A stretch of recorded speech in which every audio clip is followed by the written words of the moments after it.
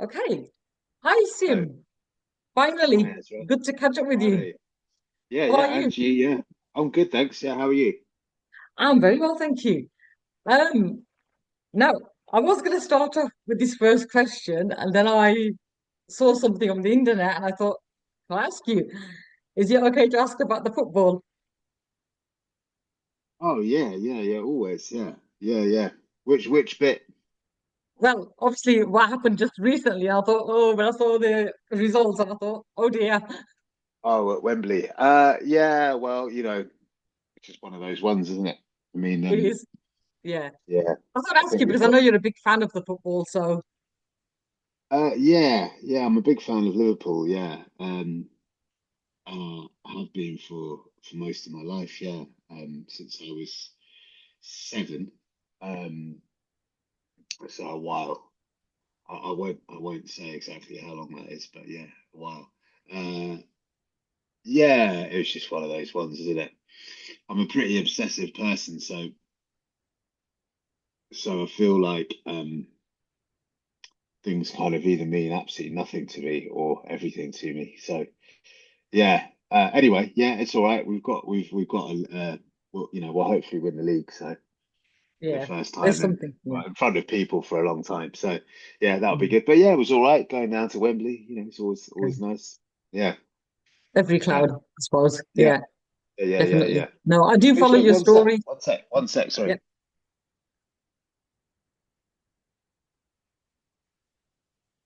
Sorry, I had something in my eye. Yeah, Oh, you do sorry. follow my story, Football story. yes. I Yeah. do. Oh, right, Yeah. yeah, yeah, yeah. I mean, Yeah. is it aligned with music or is it in contradiction? I mean, I've always felt like football and music are quite similar. They are, aren't they? Because they're both Yeah. like in terms Tribal, of tribal. fans, things like that. Exactly. Tribal. Yes, definitely. It's a tribalism and the obsession, um, Yes. uh, and the kind of out of body experience is related to it. But there's lots to do with football that I don't like as well. But then there's lots to do with music I don't like as well. So I've sort Yeah. of love hate relationships with both, I suppose. You have to Yeah, find the good in it, though, don't you? I think that's what keeps us going. You find the good in it, don't you? yeah. I think that's important to try and find the good in things generally. But I always Yeah. try and find the bad in things. Unfortunately, that's my go-to mechanism. Yeah. Yeah, maybe that's what I think with creatives, that's the thing, isn't it? That maybe that's their spark. Maybe that's where they get a lot of their ideas from, you know? But the bad energy. Yeah, Yeah. I guess maybe I'm just attracted to it in a weird Yeah. way. Well, not in a weird way, in a perfectly natural way. Yeah. Um, Good energy always feels a bit I'm going to ignore the phone, too but boring. we'll just carry on. Okay. Another thing I You saw can answer the recently. phone if you want.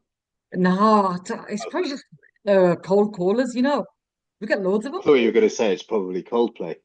No, Coldplay ringing me. I doubt it. What going to ring me for? Right. Right. Going to Yeah, ring yeah. me? I thought that's what you were going to say. Yeah. No, Um, cold callers. The other thing I saw, which I found really interesting, was that you were at the Mick Jones exhibition recently, and you said he's one of your all-time favorite rock and rollers. Why would that be? What does his work mean to you? um, well, I mean, I love the band, The Clash. I find the relationship that he had with Joe Strummer kind of pretty intriguing. I think they looked great. I think they looked like film stars. Um, they're from a similar part, well, the same part of London I grew up in. So I've always felt this kind of like connection to them for that as well. And I think their album Sandinista, which is often ignored, is one of life's great masterpieces. Um, and yeah, I mean, I used to live in Ladbroke Grove, obviously, and I used to see him all the time. When he used to live around the corner from me, so I used to see him all the time. Yeah, and we ended up um, when I was in my first band, 80s Matchbox Beeline Disaster. We did a rock against racism thing, and the Clash had always kind of been quite um they'd obviously kind of been a very big part of that movement um, in the late 70s, and yeah, we ended up having our photo taken with him, which is that which I know there's more important issues regarding that Yeah. whole story, but I was also excited to have our photo taken again with him, and then yeah, and then ended up just sort of seeing him around loads, and then he did some spoken word Oscar Wilde poetry on my first album. So yeah, always just felt like really inspired by him. I think you know, when he was in the Clash, he was kind of had his finger on the button with most things, and yeah, even Big Audio Dynamite were kind of ahead of their time. So yeah, it's just a very sort of um, interesting, inspirational guy, I think, and a very nice man. Yeah. Yeah. That's really interesting because for me, it's The Damned. I love The Damned. Oh right. Yeah. So recently, obviously, Brian James. Yeah. Yeah.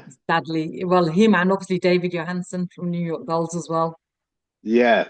Yeah. I think I preferred New York Dolls to the Damned. I mean, I love both bands, but I think if I Yeah. had to pick one, I'd probably go New York Dolls. Yeah. Um, yeah, for no particular reason. Yeah. I tell you who reminds me of him though. I saw Michael Monroe a few years ago, and I think he reminds me of David Johansen quite a lot. Well, yeah, my friend Rich Jones is in the band, Michael Monroe's Really? band. Yeah, Oh yeah. so Okay. he was in Amen, and then he was Yes. yeah, and then he's done this band as well. Yeah, yeah, really good friend of mine. Yeah, Yeah. Yeah. Really. do Wow. you That's know him? amazing. No, no, I don't know him. But I saw them obviously in concert. That's when I saw them. And you said Amen. Another loss was with Casey Chaos. Yeah, yeah, yeah, yeah, yeah, yeah, yeah, definitely. I mean, he he really sort of supported us. God Really? rest his Wow. soul. Yeah, Did you ever and I meet think him? he. Oh, loads of times. Yeah, we did some. We recorded with him um a long time ago. We recorded 6 tracks with him, and then we went to his ha we went to his house. Me and Guy, the singer in 80s Matchbox, went to his house in America and spent about 4 days there getting obliterated. Yeah, uh, yeah, and yeah, we hung out with him quite a bit in Los Angeles, Wow, that's and amazing. when he was over here. Yeah, and we Yeah. played with Oh them and stuff like that. So yeah, gosh, yeah. So yeah, lots of people seem to be dying, but then I guess that's oh, something's popped up on my screen. Then I guess that's the kind of life, isn't it? And that's all part of it, though, isn't it? Yeah, it is. That's yeah, an that's an amazing story, though. I didn't know you knew him or you met him or anything. Wow. oh yeah, we recorded 6 songs with him. Yeah, Gosh. he produced them. Yeah, Yeah. Wow. So, okay, let's bring you up to date with your new album, Psychic Cinema. It's been out since yeah. the 10th of January. Um, what kind of responses are you getting and what are you thinking? Good responses. People like it. What am I thinking? I mean, it's really hard to have any kind of perspective or opinion, I think, on your own work. Particularly once it's all finished. I mean, by the time everything's mastered, I've kind of gone beyond the beyond with kind of having any idea about anything to do with it. Like because you've just been through so many different like processes with it. Of like starting writing, chucking away ideas, bringing ideas back.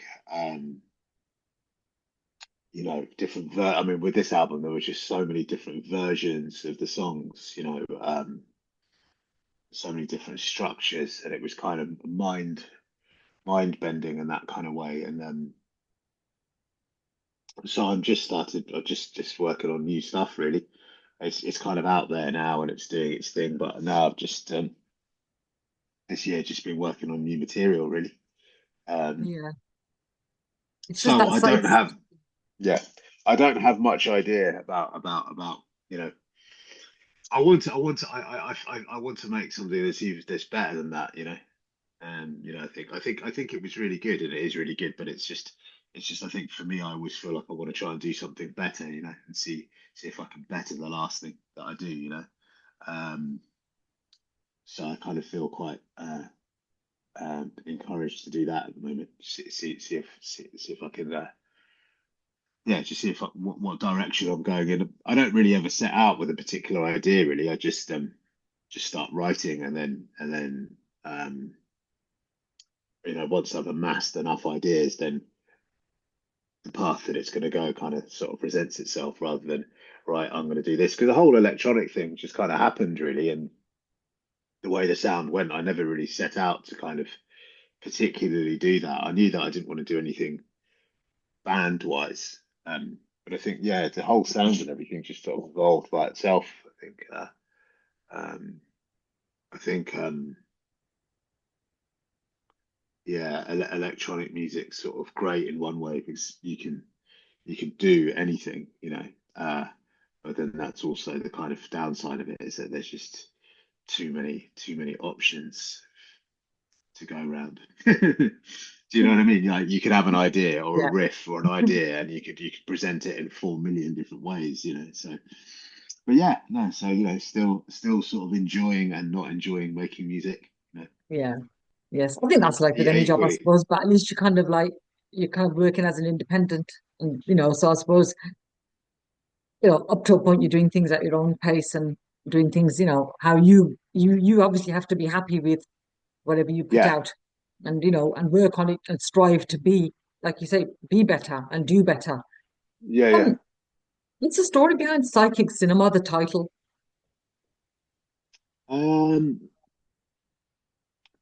well, I wanted the album to be kind of um a very visual sort of experience, and to have quite sort of present quite strong imagery in the minds of sort of the listeners, and um, it felt like um, it felt like the tracks were kind of like turning into kind of movie style sort of soundtracks and displaying short sort of film sequences, and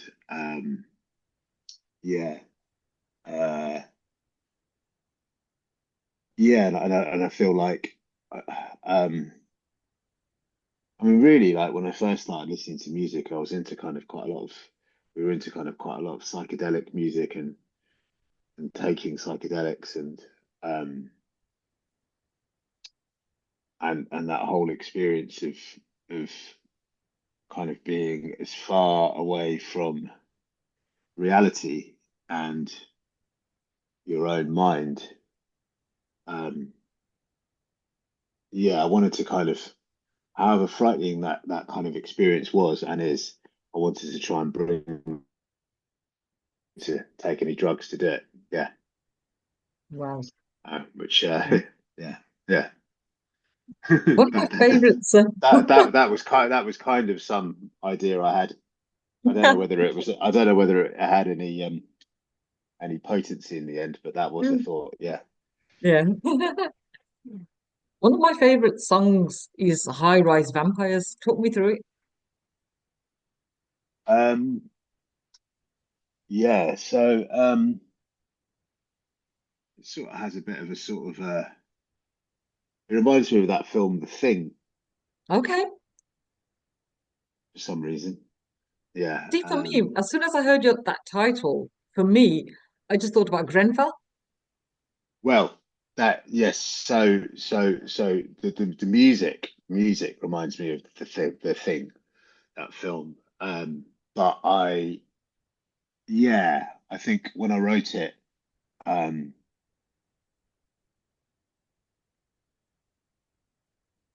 I think Grenfell was definitely in my mind, as it kind of is quite a bit because it. See, I grew up on the estate right next door to it, Okay. so the building kind of at the bottom of the road, like Grenfell was the next building along. So when that happened, uh, yeah, it felt quite sort of it was just a really, really like obviously shocking and horrendous thing to happen to that community. And my mum and dad still live there, so and I just remember walking around, and I didn't like know personally people in that building, but I remember like all the posters of the missing people and like recognizing quite a few of the people, just from having grown up around there, and all the people who lived on those estates around there had all been there for quite a long time. So I'd seen kind of people being pregnant and then the kids grow up and all that kind of thing. So yeah, yeah, it's just yeah, really horrendous. So yeah, that title is a reference to Grenfell. Yeah. Wow. So when you do your songwriting, you say you're working on material now. What comes first? Is it the song title, the subject matter, the music? How is there an order, or how do you work it? The music, definitely. I just start writing, um, and seeing what comes out. Uh, usually programming a drum beat or playing like a bass line or something like that. I'll sort of start like that, something very, very simple and stripped down, and then try and kind of. I think the third thing I'll do is probably try and kind of get some vocal idea over it. So the initial demo is very sort of stripped back and just three things really. Right. And then from that mood, I'll kind of work out the subject matter, or kind of the subject matter will depend on what is important to me in that moment on that day. I mean, obviously, there's quite a lot of general themes. I think, like, um, you know, is the band is it a political thing? I mean, I think everything's political, isn't it? Yeah. I mean, I mean, you see, I think football's political. I think everything's political. Whether people like to see it or not. Um, you know, uh, or it should be anyway. And I think maybe not overtly, but I think it should reference some kind of politics. So yeah, I think the specific subject matter and the song title will kind of evolve from the mood and how I feel and what I think is important on that Okay. day. Yeah. Is there any subject matter that you would never write about? Or, is there something that you've written where you know that you had to really wrestle with it, to get it just right? Maybe I it was a like subject matter that bothers you. I like abstract references and weird references and references that people might not necessarily get straight away. So I don't like being obvious.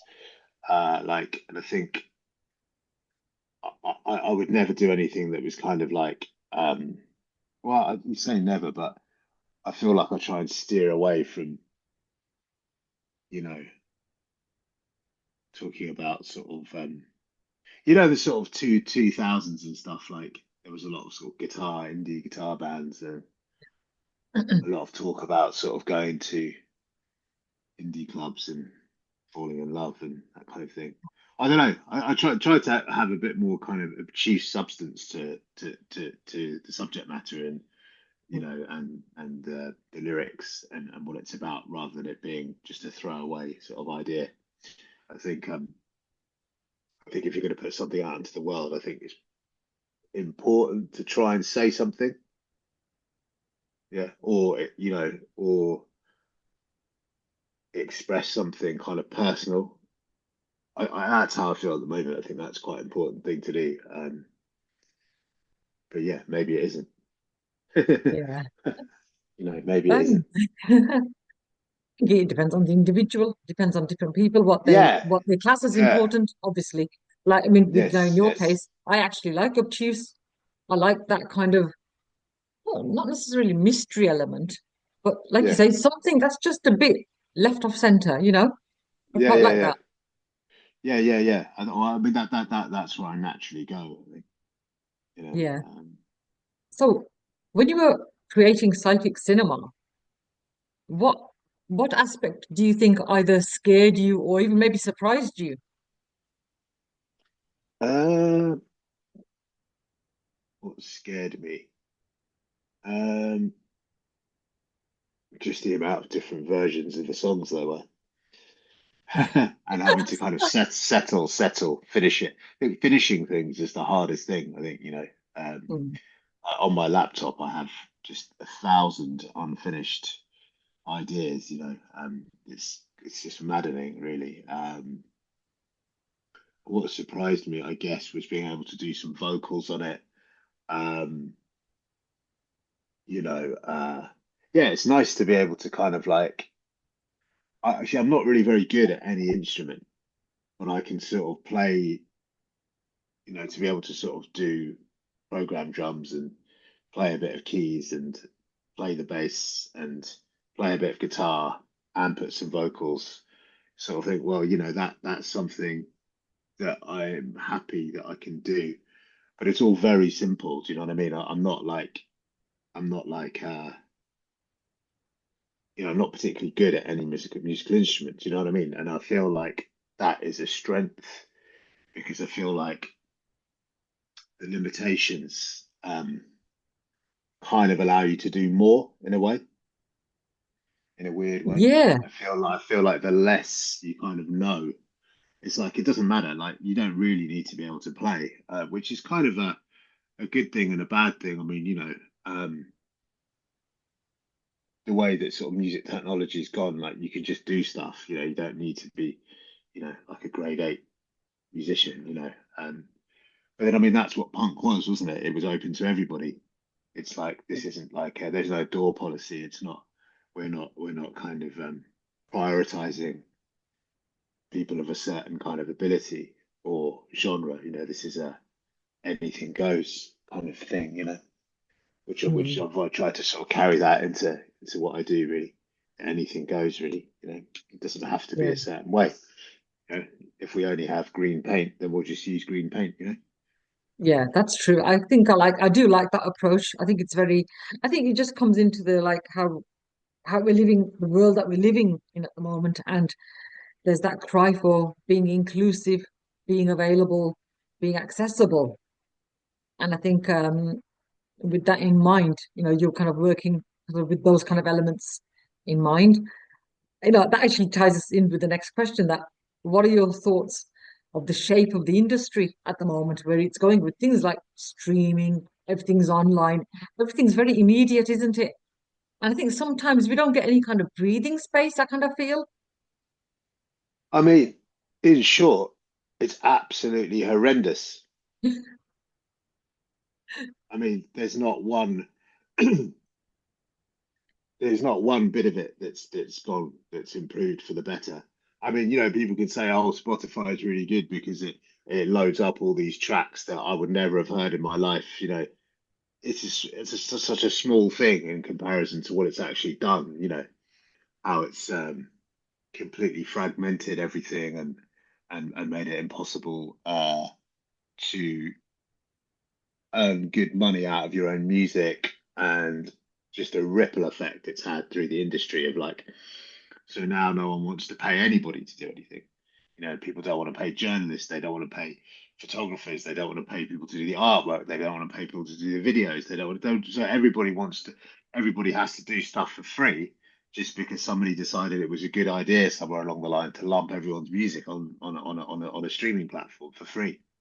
Do you know what I mean? It's not Yeah, just all of it is just completely been decimated. I mean, I don't see. yeah, For a while I sort of thought, oh, well, it's quite good the way that you can kind of put stuff up, and if you're not a signed band, you can put stuff up online and it's visible to people. But I mean, yeah, I just think it was a really bad decision. I mean, I think the internet as a whole is has kind of diluted kind of uh,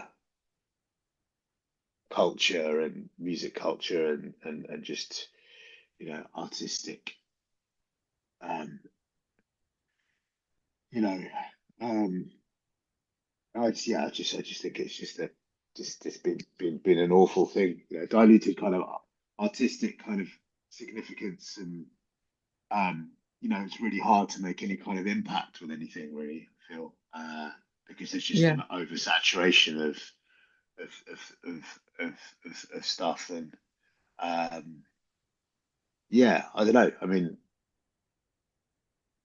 I just feel like society as a whole has kind of suffered as a result of people, you know, being on their phones, being on their computers, living through this kind of medium. Like I don't know. yeah. Um, I do. I I mean, definitely get that. Yeah, I think I yeah, definitely get that. I think it's just the way it's kind of seems to have taken over. It's kind of like a necessary evil. I think, because it is useful when it does good, but then sometimes there's more bad than good, you know. And I think, I mean, yeah. coming back to the industry, I don't know if you saw the recent. I mean, I'm on Twitter mainly because that's where I do a lot of my Mm. well, I post a lot of my work. Twitter, but Twitter mainly, but Facebook and that as well. But you may have missed it, but there was a recent thing about bands having to buy on to get on a tour. That's come up very recently. Uh, I mean, and I don't, It was always the yeah, case that you wouldn't get very much money as a support band. So, yeah, you know, you'd get yeah, 50 to 200 quid, but then the label would always give you the money to go and do it. That's the thing. yeah, But no label will give you 15 grand to go and mm, go on a support tour anymore because they haven't got the money because no one's buying any records, you know. So, yeah, I mean, I don't want to get into a massive whinge about it. I just mean, you know, yeah, I just think it's mad. I mean, you know, that whole yeah, Spotify thing, it's just mad. I mean, it's a real shame because it's devalued all the work that you know, people spend hours, weeks, months, years, you know, creating all this stuff, and it's just been completely devalued. And I just don't know how it was allowed to happen.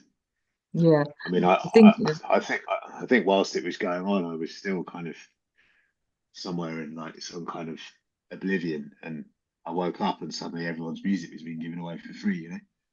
yeah, I think you know what it is. It's that comes back to that old argument where musicians, creatives aren't seen as full-time workers. It's not seen as a full-time job.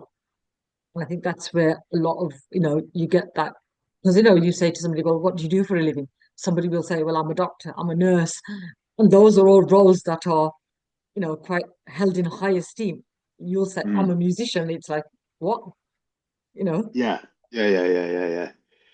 Yeah, I mean, but it's just that thing of like the country just doesn't value that No. enough, you know. Sadly, I don't know what the solution to that is. I mean, yeah, there are just lots of problems with it. The Yeah. current I think model, whatever it is, you know. I think it's something that because it's an attitude that's been there for so long.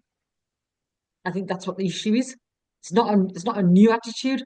People has always Mm. seen, people that say, well, I'm a writer, like you said, I'm a painter, whatever. It's not seen as a valuable, position to have. But I guess before, I mean, maybe I'm wrong, but before it seemed like it was a bit more celebrated because you could, it was a lot easier to make money out of things. You know, there was a lot more money knocking around in the arts, whereas now Yeah, it's kind of the internet has kind of stripped it bare, really, isn't it? So yeah, it's a lot harder. Yeah, um, I don't know. I don't know what it's like in other countries. I'm told that it's particularly bad here, but I wouldn't really know because I've not tried to do it anywhere else. yeah, I yeah. can't imagine it's much easier in America. Yeah, I don't think so. I think because the internet it is a global phenomenon, isn't it? So I think it's going to be whatever the effects are, there'll be ripple effects, everywhere, I think. And because artists come from around the world, I think there'll definitely be Yeah, some sort of an effect. yeah. I guess you know, the cost of living and stuff is so high now, isn't it? That it's just, I mean, Yeah, that's another factor, isn't it? it is I mean, definitely. when, you know, Yeah, we're all part of the same each kind of aspect affects society and how we live and how we approach things and how we do things, you know? I think, yeah, definitely. Um, wow, gosh. So we're coming, what I'm going to do with this next question, I'll give you the question. Hmm. Yep. We'll sign out and come back. Is that okay? We're coming to Okay. the end of Yeah, this of one. course. Sure. So, okay. Oh, what shall I ask you? Okay, let's finish with this one then. What would be your specialist subject on Mastermind? And I'll see you again for part two in a few minutes. Okay. All right. I'll Okay, see you in a sec. okay. See you in a sec.